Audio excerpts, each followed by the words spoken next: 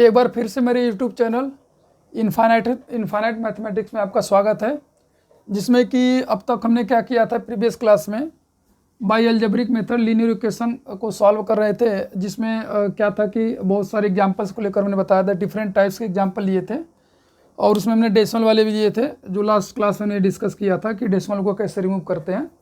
और आज हम जो डिस्कस करेंगे क्वेश्चन वो होगा कि लाइंस पैरेलल और इनफाइनाइट सॉल्यूशन वाले को सॉल्व करेंगे, जिसमें कोई हल नहीं मिलेगा। तो चलिए लेट स्टार्ट करते हैं जो है। तो पहले एक दो एग्जाम्पल लेते हैं, उसके बाद फिर आगे चला जाए। तो चलिए आज का जो है फर्स्ट यहाँ पे चलते हैं। तो फर्स्ट जैसे मान लीजिए हमारे पास 2x + 3y = 6 है और एक आ जाएगा 4x + 6y = मान लीजिए 10 आ गया। ठीक है, अब इसमें देख रहे हो कि इसका जो वेरिएबल पार्ट है,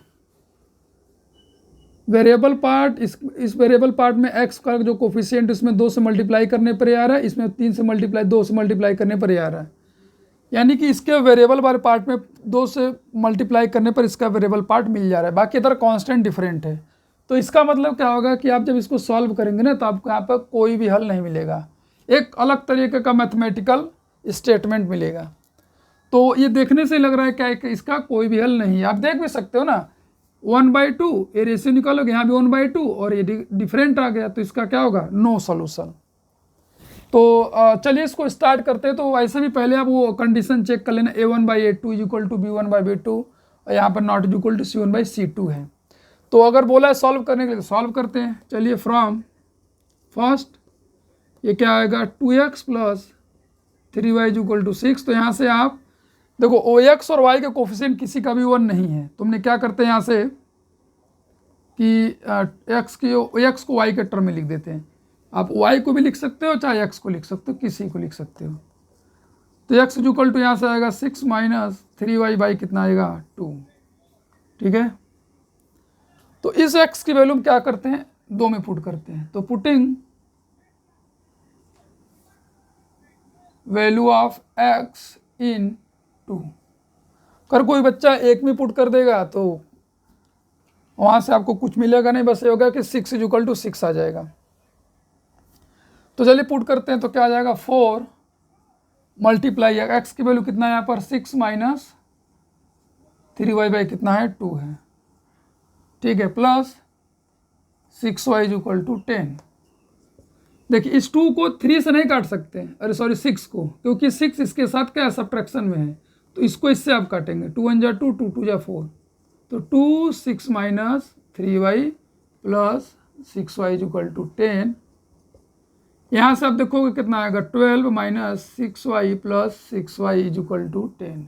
वेरिएबल ही गायब हो गया यहाँ से। आप देखो -6y + 6y ये हो जाएगा आपका 0, यहाँ 0 बचेगा, या ऐसे कर सकते हो, इससे कैंसिल ही हो गया। तो 12 = क्या बचा 10, ये आपका क्या है, फॉल्स आ गया। क्या आ गया, फॉल्स आ गया। अगर कभी इस तरीके का मतलब मिले, कभी 12 कभी 10 के इक्वल नहीं होगा, कि इक्वेशन को सॉल्व करते वक्त एक फॉल्स मैथमेटिकल स्टेट मिल जाए, एक गलत गणितीय कथन मिल जाए, it is a wrong statement. क्या ये, रॉन्ग मैथमेटिकल स्टेटमेंट। अगर कभी इस तरीके से आपको मिल जाए कि इसे सॉल्व करते वक्त, तो आप समझ लेना कि ये जो दोनों इक्वेशन है क्या है, इनका कोई भी हल नहीं होगा। तो यहाँ पर लिखेंगे कि 1 और 2 का कोई भी हल नहीं होगा। ठीक है, ऐसे आप लिख देंगे, यानी कि ये दोनों रेखाएं क्या है, समांतर है। मान लीजिए अगर ऐसा आ जाता 12 = 12 आ जाता, तो ये स्टेटमेंट तो ट्रू है। तो ये स्टेटमेंट ट्रू है, तो फिर इन दोनों का हल कितना होगा, इन दोनों को उस समय हल क्या होगा, इनफाइनाइट हल होगा। यानी कि दोनों लाइन क्या होंगी, कोइंसिडेंट होंगी और इनके जो है कि इनफाइनाइट हल हो जाएंगे। वो कैसे हल करना है, तो हमने ग्राफिकली मेथड में आपको सिखाया था। तो ये रहा है आपका जो है कि कोई हल नहीं का सॉल्यूशन, किस तरीके से अगर लाइन जो है कि हमारा पैरेलल है, समांतर, तो उसको कैसे सॉल्व करना था वो हमने दिखाया यहाँ पे। और इसके बाद आप कुछ नहीं करेंगे, बस लिख देंगे कि 1 और 2 का कोई भी हल नहीं होगा। रेखाएं क्या है? समांतर हैं, रेखाएं समांतर हैं। आप कंडीशन से भी चेक कर सकते हो ऐसे, a1/a2 इज इक्वल टू क्या आएगा? 2/4। तो यहाँ से 1/2 और b1/b2 इज इक्वल टू क्या आएगा? 3/6। तो कितना आ जाएगा? 1/2। एंड c1/c2 कितना आ जाएगा बच्चों? 6/10। तो 2/5। तो 2 ठो इक्वल है और थर्ड वाला इक्वल नहीं है, तो ये कंडीशन से भी बता सकते हैं। लेकिन मतलब प्रतिस्थापन सॉल्व करना तो हमने यहाँ पे सॉल्व किया। तो आई होप कि मैंने सिस्टमेटिकली किस तरीके सॉल्व किया आपने देखा स्टेप बाय स्टेप्स। आप इसको नोट कर लीजिए, फिर एक नेक्स्ट एग्जाम्पल लेते हैं जिसमें कि आपको और अच्छे से समझ में आ जाएगा। चलिए नोट कर लीजिए वीडियो को पॉज करके। तो आई होप आपको समझ में आ गया होगा। चलते हैं फिर नेक्स्ट क्वेश्चन की तरफ। चलिए चला जाए। क्वेश्चन नंबर 2 ये थी समांतर रेखाओं का किस तरीके से प्रतिस्थापन द्वारा सॉल्व करेंगे। तो आते हैं सेकंड एग्जाम्पल लेते हैं। जैसे मान लीजिए हमारे पास आ गया 2x - 5y = 9 और यहाँ पर 8x - 20y = 5, ये आ गया 2। इसमें भी आप देख सकते हैं इसके वेरिएबल वाले पार्ट में 4 से मल्टीप्लाई करने पर 4 2 ज़ 4 5 ज़ 20 और यहाँ कांस्टेंट अलग है। मतलब समांतर रेखाओं में क्या होता है कि वेरिएबल पार्ट सेम होता है, कांस्टेंट वाला टर्म क्या होता है? डिफरेंट होता है, ठीक है। और कोइंसिडेंट वाले लाइन में क्या होता है? कांस्टेंट वाला पार्ट और वो वाला पार्ट दोनों ये सब क्या होते हैं? सेम होते हैं। तो चलिए इसको जल्दी सॉल्व करते हैं, उसके बाद फिर समझ में आ जाएगा। चलिए फ्रॉम फर्स्ट, तो 2x - 5y = 9, यहाँ से 2x और ये -9 किधर चला जाएगा? 2x तो हो जाएगा 9 + 5y, यहाँ से ये माइनस तो उधर प्लस, तो x = क्या आ जाएगा? 9 + 5y/2। डिवाइड कर देंगे, होल डिवाइडेड। अब इस वैल्यू को आप किस में पुट करेंगे? 2 में पुट करेंगे। Putting value of x in second, second में आप पुट कर दीजिए। 8 × x की वैल्यू क्या है? 9 + 5y/2 - 20y = 5। तो देखिए ये 4 इससे कैंसिल कर देंगे, ऐसे 2 4 = 8, 4 9 + 5y - 20y = 5। 4 से मल्टीप्लाई करिए, 4 9 = 36, 9 चौके 36, 4 5 का 20। यहाँ पर वेरिएबल पार्ट ही देखिए गायब हो जाएगा, ये कैंसिल, ये +20y - 20y। फिर से एक हमारा ऐसा मैथमेटिकल स्टेटमेंट आया, न्यूमेरिकल स्टेटमेंट आया जो कि क्या है? रॉन्ग है। ये क्या है? फॉल्स। यानी ये रॉन्ग स्टेटमेंट आ गया। क्या आ गया? रॉन्ग स्टेटमेंट आ गया। तो अगर स्टेटमेंट रॉन्ग है तो हम क्या करेंगे? बस वही लिख देंगे, देयर इज, यहाँ पर लिखे lines are parallels, lines are parallels and has no solution. यानी कि लाइन, रेखाएं क्या है? समांतर है और जिनका कोई भी हल नहीं है। रेखाएं हमारा क्या है? समांतर है और जिनका कोई भी हल नहीं है। तो यहाँ पर लिख लेंगे कि रेखाएं समांतर है, रेखाएं समांतर हैं और जिनका कोई भी हल नहीं है। तो बस पहचानने का वही तरीका है कि जो इक्वेशन, एक इक्वेशन का जो वेरिएबल वाला पार्ट होगा उसमें किसी एक फिक्स, किसी कांस्टेंट से मल्टीप्लाई करने पर सेकंड इक्वेशन का वेरिएबल पार्ट क्या हो जाएगा? आपका मिल जाएगा। और यहाँ पर ये सेम डिफरेंट भी हो सकता है, सेम भी हो सकता है, ठीक है। तो चलिए फिर चला जाए फिर। आई होप आपको समझ में आ गया होगा। तो इस क्वेश्चन को आप नोट कर लीजिए कि किस तरीके समांतर रेखाओं का प्रतिस्थापन विधि से हमने सॉल्यूशन आपको बताया।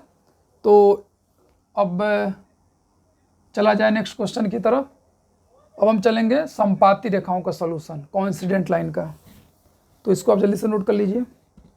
उसमें बस यही होगा कि जैसे 36 है तो 36 इक्वल टू 36 आ गया, यानी कि वैल्यू जो से दोनों सेम आ जाएगी। उसमें भी यही होगा, आपका वेरिएबल पार्ट क्या हो जाएगा, कैंसिल हो जाएगा। आई होप आपने नोट कर लिया होगा इसको। चलिए चला जाए। तो अब उसके भी 2 एग्जाम्पल्स ले लेते हैं, तो उसके बाद ही हमारा पूरी तरीके से क्या हो जाएगा, कंप्लीट हो जाएगा। तो थर्ड एग्जाम्पल लेते हैं, जैसे 2x plus 7y equal to मान लीजिए 5। तो इस वाले इक्वेशन में आपको अगर कोइंसिडेंट लाइन चाहिए, संपाती रेखाएं चाहिए, तो बस किसी एक कांस्टेंट से मल्टीप्लाई कर दीजिए, कोई भी रियल नंबर से। हम क्या करते हैं इसमें, चलिए 3 से मल्टीप्लाई कर देते। 3 दूनी कितना आ जाएगा, 6x, 7 त्रिक 21y इक्वल टू कितना आ जाएगा, 15। 3 से ये है, यानी इसमें 2 से मल्टीप्लाई, इसमें 3 से मल्टीप्लाई किया, इसमें भी 3 से मल्टीप्लाई किया, इसमें भी 3 से मल्टीप्लाई किया। तो ये हमारी लाइन क्या है, संपाती रेखाएं हैं, यानी कोइंसिडेंट लाइन है। इनका क्या होगा, इनफाइनाइट सोल्यूशन होगा। तो हमने ग्राफिकली बता ही दिया है। अब हम पढ़ने चल रहे हैं प्रतिस्थापन से। तो चलिए इसको सॉल्व करते हैं जल्दी से। तो फ्रॉम फर्स्ट, तो यहाँ पर देखिए x और y का कोफिशिएंट किसी में का भी 1 नहीं है, तो अब हम क्या करते हैं, जो छोटा कोफिशिएंट होगा उसको लेकर चलते हैं। 2x plus 7y equal to 5। यहाँ से आपका 2x और 7y को उधर भेज देंगे, कितना आ जाएगा, -7y। यहाँ से x की वैल्यू कितनी आ जाएगी, -5, 7y, और यहाँ पर डिवाइड कितना आ जाएगा, 2। ठीक है,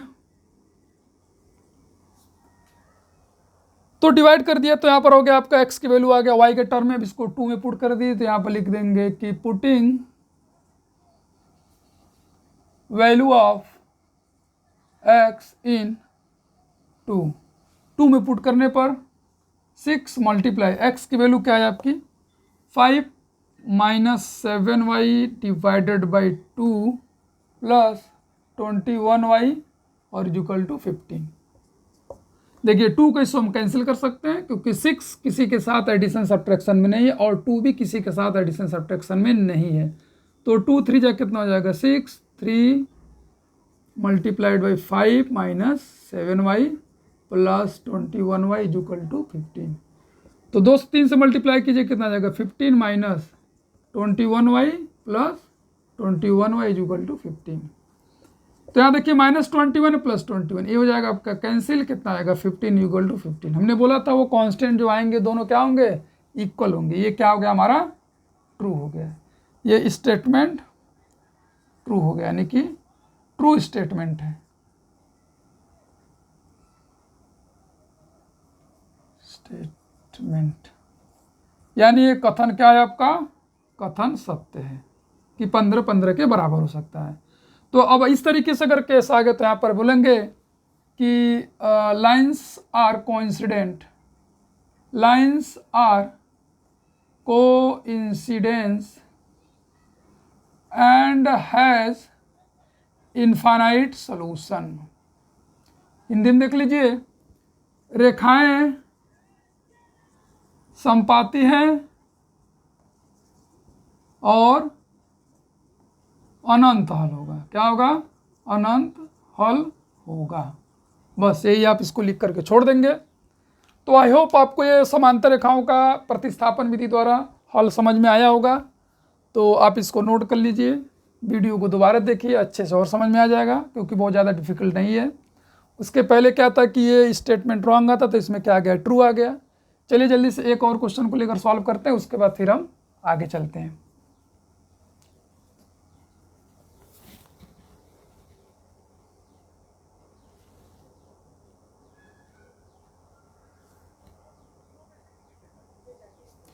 आई होप आपको समझ में आ गया होगा। चलिए चला जाए जल्दी से, एक और क्वेश्चन लिया जाए।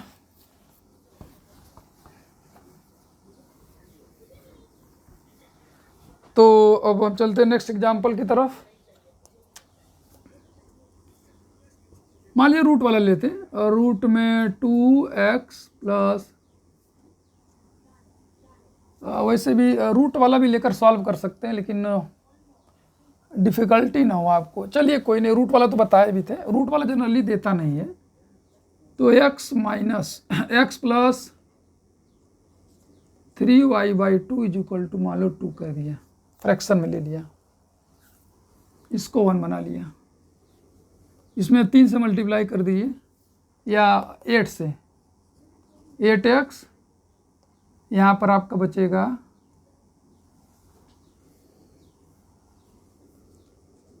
12y is equal to 16।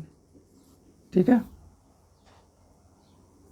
तो आप पहले क्या करिए कि फ्रॉम फर्स्ट वाला फ्रैक्शन है, पहले इसको आप सिंप्लीफाई करिए। यहाँ 1 लिख लीजिए, 2 यहाँ पर 2x हो जाएगा, यहाँ पर कितना आ जाएगा आपका 3y और divided by 2 is equal to 2।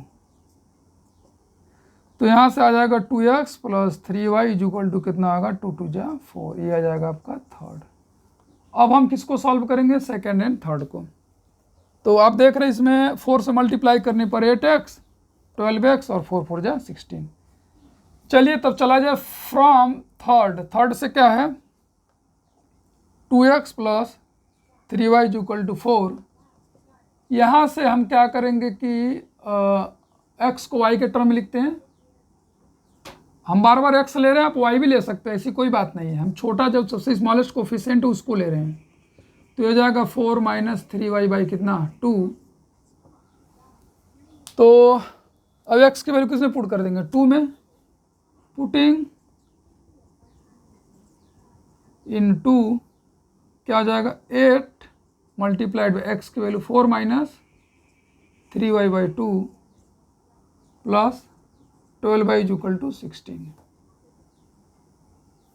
तो ये 2 1 जा 2, 2 4 जा कितना जाएगा 8, तो आएगा 4 multiplied by 4 minus 3y is equal plus 12y is equal to 16।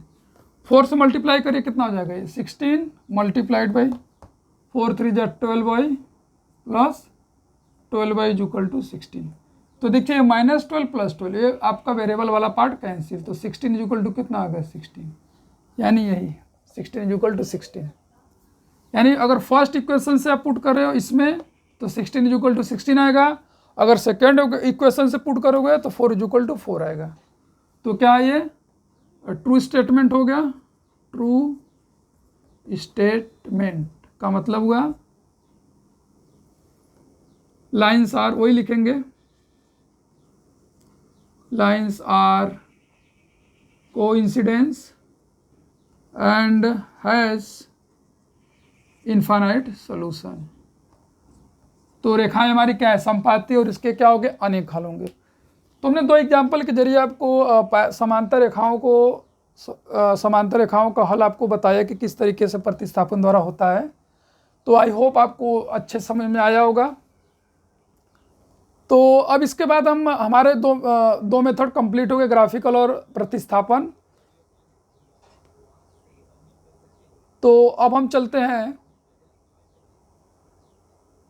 Next method की तरफ, जो होगा हमारा एलिमिनेशन मेथड, जो कि काफ़ी बेस्ट मेथड होता है लीनियर इक्वेशन को सॉल्व करने का। और उसको हम थोड़ा सा अच्छे से डिटेल में बढ़िया से पढ़ेंगे, क्योंकि उसी से क्वेश्चन ज़्यादा आता है। मतलब क्या है कि जैसे इक्वेशन दे देगा, आपको बोल देगा कि सॉल्व करिए, तो आप उसको सॉल्व करेंगे। तो चलिए थोड़ा सा जल्दी चला जाए, उसके स्टेटमेंट को लिखा जाए। ठीक है,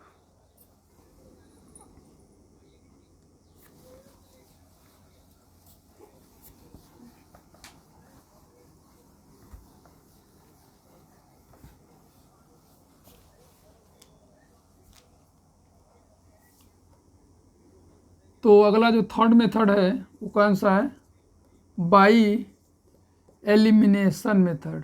एलिमिनेशन मेथड, हिंदी में इसको बोला जाता है विलोपन विधि। विलोपन विधि, ये सभी विधियों से बहुत अच्छी विधि होती है, इससे इस मेथड से ELL elimination method, by elimination method, विलोपन विधि से। अब हम linear equation in two variable के क्वेश्चन को सॉल्व करेंगे। इसका भी स्टेप्स आप लिख लीजिएगा। स्टेप्स, फर्स्ट स्टेप्स तो केवल एक ही है, बस लिखा जाता है, बाकी तो जब क्वेश्चन करते हैं तो उसमें समझ में आ जाता है। तो इसमें स्टेप्स क्या होगा कि पहला इसमें लिखेंगे make the one variable same, make the one variable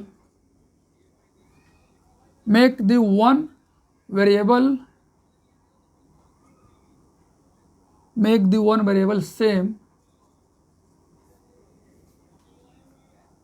in both equation.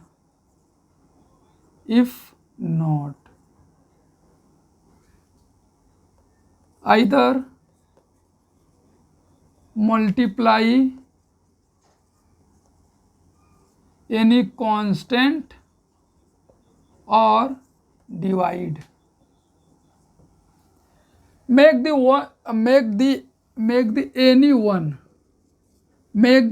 one variable, यहाँ पर हम लिख दे रहे हैं जैसे यहाँ पर x और y, अगर x y है तब चलिए हम मतलब जो भी वेरिएबल हो, make the any one variable is same in both equation. If not, यदि वेरिएबल सेम नहीं है तो उनको क्या करेंगे, सेम बनाएंगे। कैसे? आइदर मल्टीप्लाई एनी कांस्टेंट और डिवाइड, यानी किसी कांस्टेंट किसी अचर से मल्टीप्लाई करके या तो डिवाइड करके। यहाँ पर हम साफ साफ लिखा है कि make the any one variable is same in both equation, दोनों समीकरण में किसी एक वेरिएबल को हम सेम बनाएंगे, यदि वो नहीं है तब आइदर मल्टीप्लाई और डिवाइड एनी कांस्टेंट। दूसरा स्टेप क्या होगा, after making variable any one variable same, after making any one variable same, after making one variable same, then add if their sign different,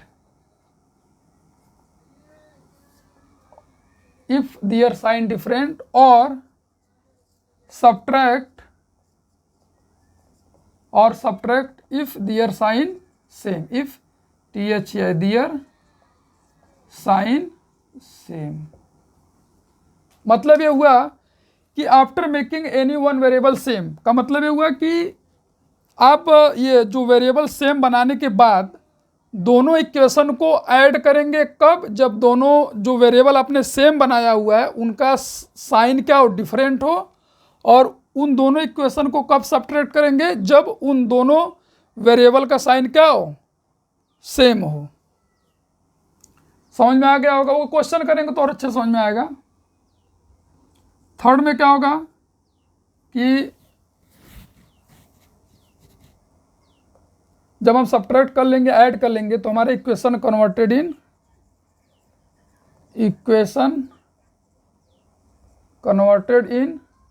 one variable,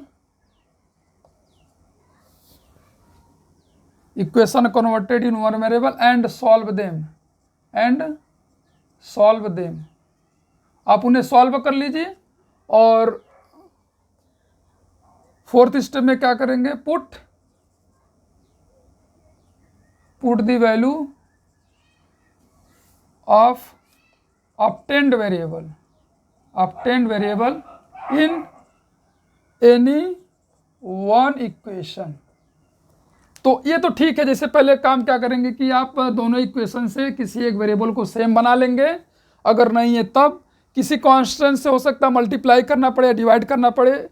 फिर second step में ये होने के बाद तो जो दोनों वेरिएबल को आपने सेम बनाया है तो उन दोनों वेरिएबल का साइन बताएगा कि दोनों इक्वेशन को ऐड करना है कि सब्ट्रैक्ट करना है। अगर दोनों का साइन सेम है तो सब्ट्रैक्ट करेंगे, अगर दोनों का साइन क्या है, डिफरेंट है, तो क्या करेंगे, ऐड करेंगे।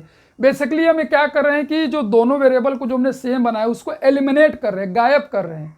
जब एक वेरिएबल एलिमिनेट हो जाएगा तो दूसरा जो वेरिएबल होगा उसकी वैल्यू हम इजीली फाइंड आउट कर लेंगे। तो दूसरा वेरिएबल जब वैल्यू फाइंड आउट हो जाएगा तो उसको किसी एक इक्वेशन में क्या करेंगे, हम पुट कर देंगे, जिससे हमारा दूसरा वेरिएबल की वैल्यू भी आ जाएगी। तो आई होप आपको ये स्टेप समझ में आया होगा। जब क्वेश्चन करेंगे तो अच्छे समझ में आ जाएगा। तो बस आज के वीडियो में इतना ही। अब फिर मिलते हैं नेक्स्ट वीडियो में, जिसमें हम क्या करेंगे कि एलिमिनेशन मेथड से बहुत सारे क्वेश्चन को सॉल्व करेंगे, सिंपलेस्ट मेथड से, इजी मेथड से, जिससे कि आपको अच्छे से समझ में आ जाए। तो चलिए फिर चलते हैं, मिलते हैं नेक्स्ट वीडियो में। जय हिंद, जय भारत।